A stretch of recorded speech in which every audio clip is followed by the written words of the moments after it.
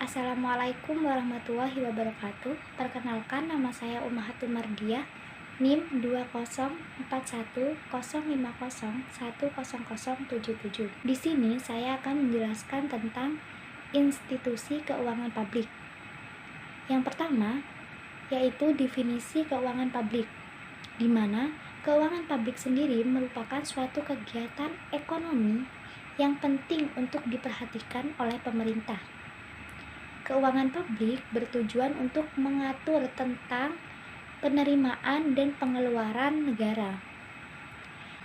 Jika keuangan publik tidak dikelola dengan baik, maka akan menimbulkan dampak yang buruk.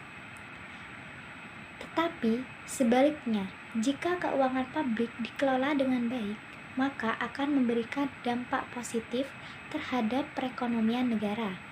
Misalnya, dapat meningkatkan kesejahteraan dan keadilan terhadap masyarakat. Adapun dampak negara pada perekonomian Islam terbagi menjadi 5. Yang pertama adalah zakat. Zakat menurut bahasa dapat diartikan bahwa harta yang telah dikeluarkan seseorang dengan tujuan untuk menjadikan harta itu subur, suci, dan berkah. Zakat sendiri merupakan ketentuan yang wajib dilakukan umat muslim kepada mustahik atau golongan yang berhak menerima zakat. Sedangkan zakat sendiri terbagi menjadi 2. Yang pertama, zakat mal, dan yang kedua adalah zakat fitrah. Zakat mal sendiri adalah harta yang wajib dikeluarkan umat Islam ketika sudah mencapai haul dan nisab. Sedangkan zakat fitrah adalah zakat yang wajib dikeluarkan umat muslim pada bulan Ramadan sampai menjelang Idul Fitri dengan bertujuan untuk mensucikan diri dari perbuatan dosa. Yang kedua adalah fai. Fai merupakan sumber penerimaan dari negara Islam dan sumber pembiayaan negara.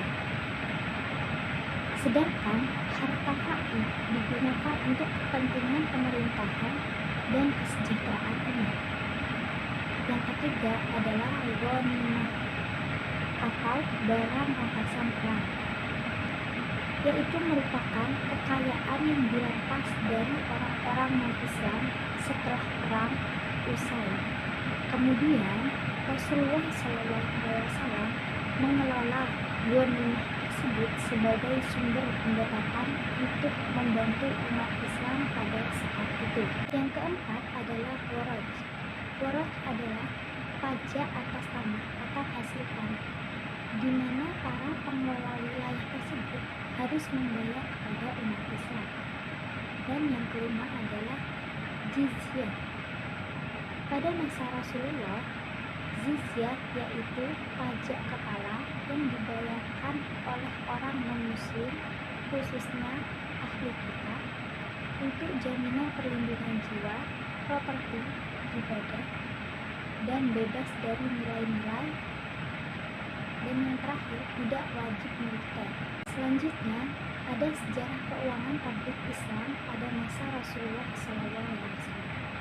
Sejarah keuangan publik pada masa Rasulullah SAW dan Khulafaur Rasyidin dapat dilihat dari praktik dan kebijakan yang diterapkan oleh beliau dan para sahabat.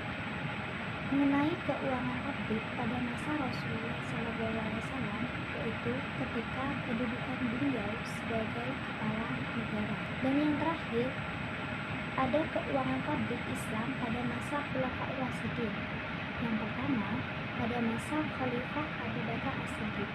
Abu Bakar As-Siddiq terpilih sebagai khalifah dalam kondisi miskin, sebagai pedagang dengan hasil yang tidak mencukupi kebutuhan keluarga.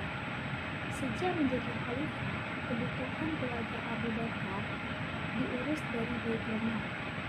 Yang kedua, masa Khalifah Umar bin Khattab Al-Faruqi yang terdiri dari Baitul Mal, kepemilikan tanah, zakat dan urs, dan yang terakhir adalah mata uang. Yang ketiga ada masa Khalifah Utsman bin Affan Khalifah Utsman bin Affan adalah khalifah yang ketiga. Pada 6 tahun pertama kepemimpinan negara Kabul, Ghazni, Kerman, dan Sistan ditaklukkan untuk menata pendekatan baru dan kebijakan umat.